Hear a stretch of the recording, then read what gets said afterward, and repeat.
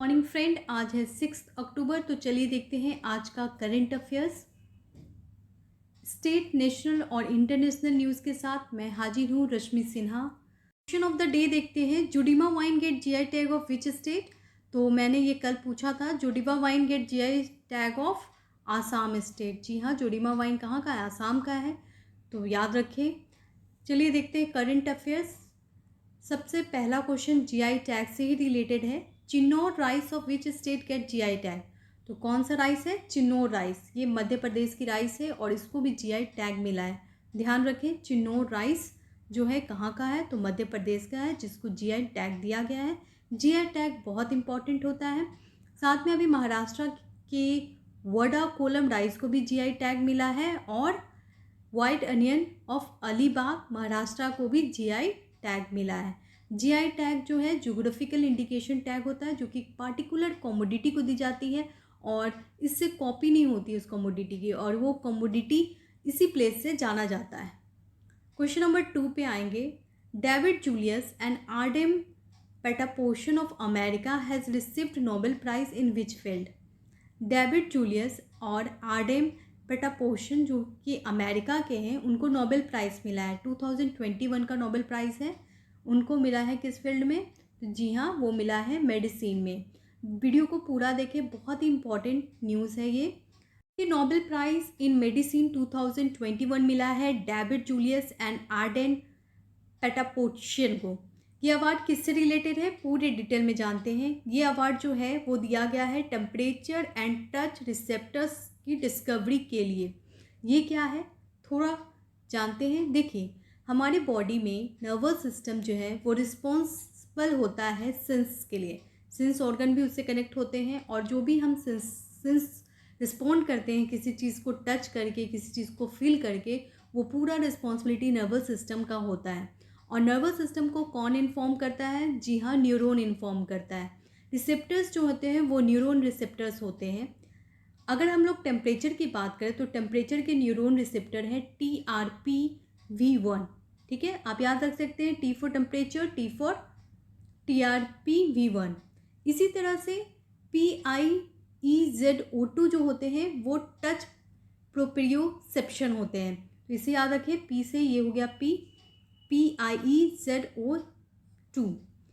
Heat temperature response कैसे होता है और टच रिस्पॉन्स कैसे होता है, उसको डिटेल में जानते हैं। देखिए, जब हम लोग किसी को हक करते हैं तो क्या होता है, हमारे जो ऑर्गन है वो रिस्पॉन्ड करता है। जैसे वी फील डिफरेंट, हम फील डिफरेंट करते हैं, एक्साइटेड होते हैं। तो ये जो फीलिंग है ये हमारे बॉडी में कैसे होता है उस पर उन्होंने बताया है। इसके बारे में किसने बताया, पहले ये जान लीजिए। टच के बारे में बताते हैं आर्डेम पेटापोशियन। ठीक है, आर्डेम पेटापोशियन बताते हैं कि हमारे बॉडी में जब हम किसी को हग करते हैं या टच करते हैं तो एक प्रेशर क्रिएट होता है। ये प्रेशर बहुत इम्पॉर्टेंट है। कैसे? क्योंकि ये प्रेशर जो क्रिएट होता है इससे हमारा स्किन और हमारे इंटरनल ऑर्गन रिस्पॉन्ड करते हैं। ठीक है, तो जब भी कोई हग करे या फिर जब हम किसी चीज़ को टच करते हैं तो हमारे बॉडी में क्या होता है, एक प्रेशर क्रिएट होता है और इससे हमारे स्किन और इंटरनल ऑर्गन रिस्पॉन्ड करता है। ये बात बताते हैं एडम, और इसीलिए इनको मिला है नोबेल प्राइज़। ध्यान रखें, मेडिसिन में मिला है। अगर हम लोग दूसरे नोबेल प्राइज़ की बात करें तो ये बात है टेम्परेचर से रिलेटेड, और इसके बारे में बताते हैं डेविड जूलियस ने। उन्होंने क्या बताया? उन्होंने यहाँ पे एग्जाम्पल लिया है रेड चिली का। क्यों, देखते हैं। रेड चिली में एक कॉम्पोनेंट होता है जिसका नाम है कैप्सिसिन। कैपेसिन, ठीक है, कैप्सिसिन एक कॉम्पोनेंट है जो कि रेड चिली में मिलता है। और रेड चिली जैसे ही हमारे स्किन पे आता है तो क्या होता है, टेम्परेचर एक्सपेंड होता है। देखिए, इस पिक में अच्छे से क्लियर है ये चीज़। यहाँ पे हम देख रहे हैं कि ये क्लोज है, ठीक है, लेकिन यहाँ पे चिली के स्किन पे आने से क्या होता है, टेम्परेचर एक्सपेंड हो रहा है। ठीक है, तो यहाँ पे क्लोज है और यहाँ पे एक्सपेंड हो रहा है, ओपन हो रहा है। तो ये जो ओपन हो रहा है TRPV1 न्यूरॉन रिसेप्टर, ये बताता है टेम्परेचर सेंसेशन को, और ये बात कहते हैं डेविड जूलियस। ठीक है, तो डेविड जूलियस ने बताया है टेम्परेचर सेंसेशन, और एडम ने बताया है टच सेंसेशन। और इन दोनों के लिए रिसेप्टर्स इंफॉर्मेशन देने के लिए और इस रिसेप्टर्स को डिस्कवर करने के लिए इनको मिला है Nobel prize for medicine. Question number 3 पे आते हैं।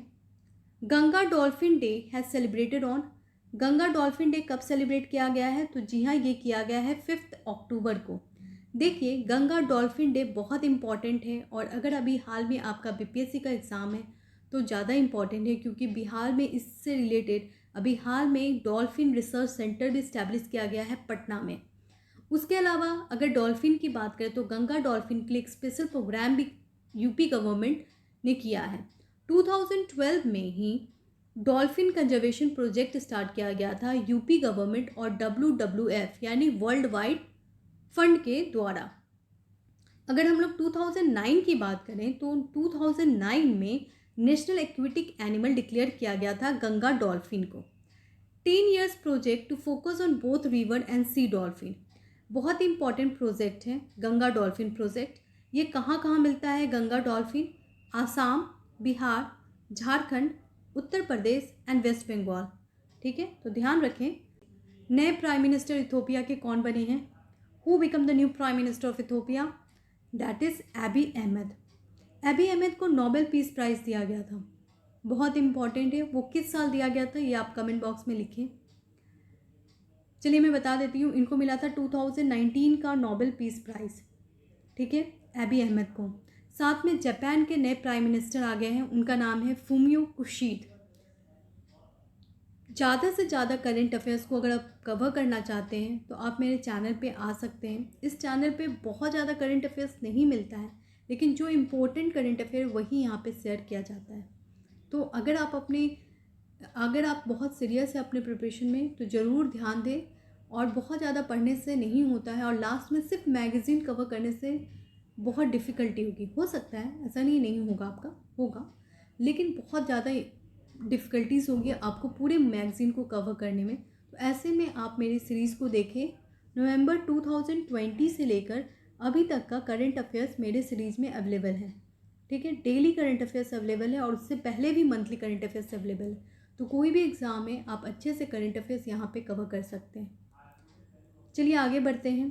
क्वेश्चन नंबर 5 पे आते हैं। Which financial international institution has given global financial report on crypto currency. अभी हाल में कौन से इंटरनेशनल इंस्टीट्यूशन ने ग्लोबल फिनेंशियल रिपोर्ट दिया है क्रिप्टो करेंसी पे? तो ये रिपोर्ट दिया गया है IMF के द्वारा, इंटरनेशनल मॉनेटरी फंड, जो कि ऑर्गेनाइजेशन बना है फिनेंशियल स्टेबिलिटी के लिए, और इसीलिए इसने रिपोर्ट दिया है ग्लोबल फिनेंशियल रिपोर्ट। इसके अंतर्गत क्या होगा?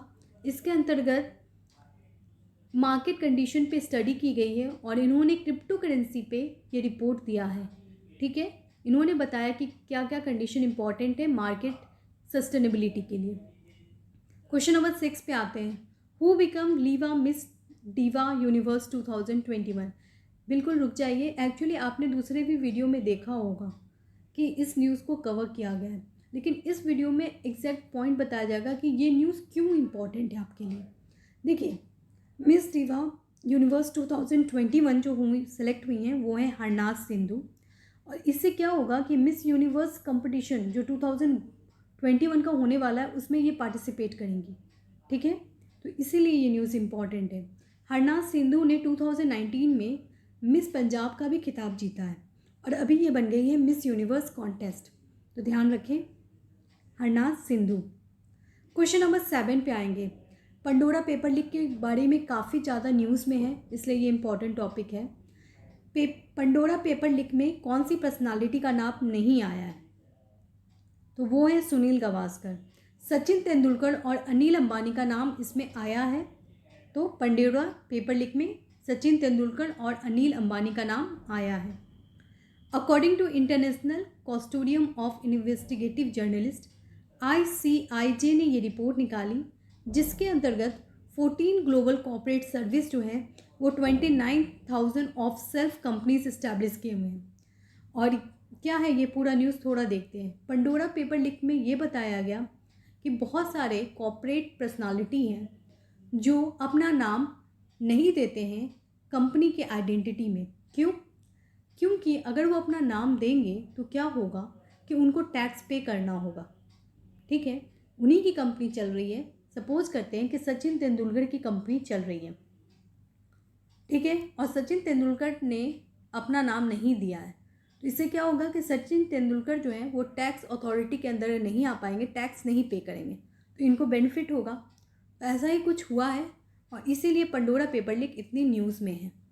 ठीक है, तो इसमें नाम आया है सचिन तेंदुलकर और अनिल अंबानी का, जो कि काफ़ी अमीर है, लेकिन वो टैक्स देने से बचने के लिए ये उपाय लगाए हैं, इसलिए पंडोरा पेपर लीक इम्पॉर्टेंट हो जाता है।